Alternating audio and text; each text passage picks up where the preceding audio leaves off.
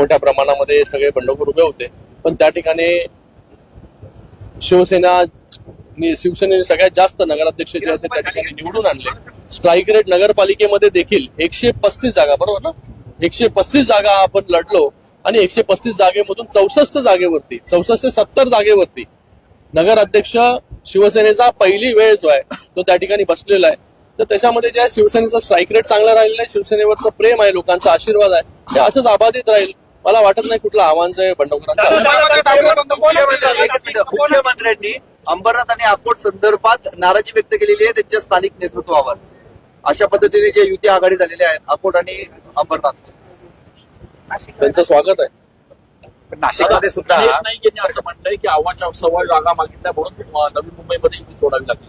आता बघा सगळीकडे कुठे युती होते, कुठे युती होत नाही. आता त्याच्यामध्ये जाण्यामध्ये काय अर्थ नाही.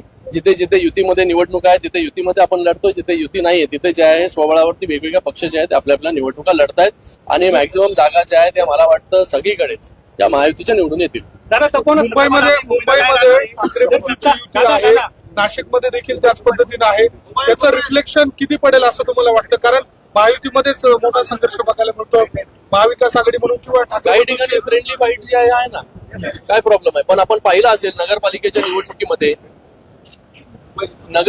निवडणुकीमध्ये पहिल्यांदा अशी नगरपालिकेची निवडणूक झाली असेल की तिथे वरिष्ठ नेतृत्वाने एकमेकांवरती जे आहे एक कोणावरती टीकाटिप्पणी केली नाही. ही आचारसंहिता जी आहे ती पाळण्याचं काम केलं आणि अशा परिस्थितीमध्ये युतीच्या जागा, महायुतीच्या जागा जरी वेगवेगळे लढलं तरी महायुतीच्या सगळं जर आपण एकत्र केलं तर महायुतीचं वर्चस्व जे आहे महाराष्ट्रामध्ये राहिलेलं आहे. जर शिवसेनेची सत्ता आली तर आपण तपोवनवर वाचवणार आहात, काय भूमिका तपोवन बरोबर सगळे लोकच आहेत.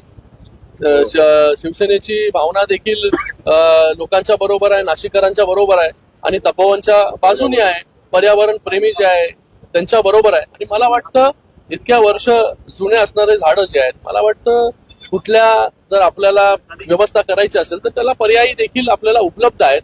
त्याचा अवलंब जो आहे तो आपण केला पाहिजे. शिवसेना जी आहे ही नाशिककरांबरोबर आहे, तपोवन बरोबर.